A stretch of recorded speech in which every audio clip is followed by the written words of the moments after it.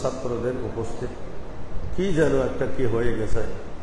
দেখলাম এতগুলি ছাত্র সবাকে, পরীক্ষার সময় দেখি সব হুজুর, কিন্তু ক্লাসের মধ্যে নেই। ক্লাসের মধ্যে কি মনহুসি লেগেছে আমি দেখতেছি। এতগুলি মুহাদ্দিস, যুবক যুবক মুহাদ্দিস মুফতি এনে দিয়েছি তোমাদেরকে, যুবক যুবক যাদের কে আছে, এলমের যৌবনতা আছে, এরপরেও তোমরা নিতে পারতেছ না, তোমাদের নসিব খারাপ।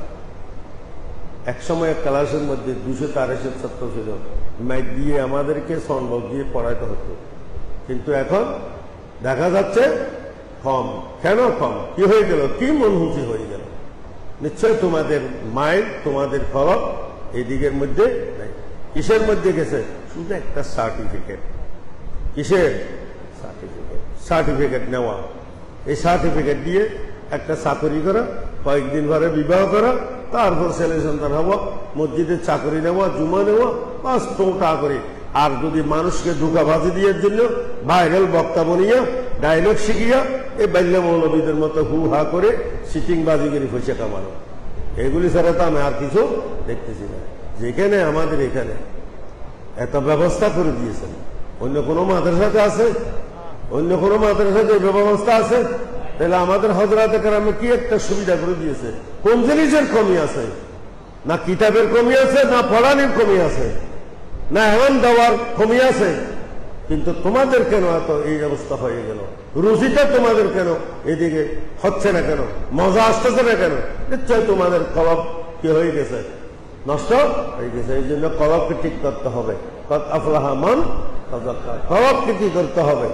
হ্যাঁ, ঠিক করতে হবে। কলবকে যোগাই দিতে হবে, কলবের থেকে অন্য কিছু খালি করে দিতে হবে। তারপর এলমুন নূর কলবের ভিতরে কি করবে? হ্যাঁ, প্রবেশ করবে। হযরতে কেরাম এখানে আমরা দেখতেছি, আমরা পড়াইতেছি, এগুলি করতেছি, সেইগুলি করতেছি না।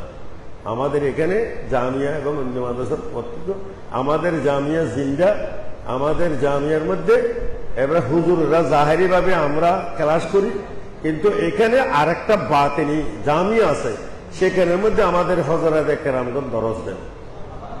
আমাদের হযরতে কেরামগণ সেখানে কি দেন? দরস দেন। এখানে তোমরা পড়তেছ, এখানে জিন্নাতেরা পড়তেছে, এখানে কুতুব আবদালেরা পড়তেছে, ওনাদেরকে আমাদের হযরতে কেরাম তালিম দিচ্ছেন। কিন্তু তোমরা যদি সেই দরসের সাথে যদি তোমাদের যদি কি হয়ে যায়, মুত্তাজিল হয়ে যায়, তাহলে তোমাদের নসিব খুলে যাইবে।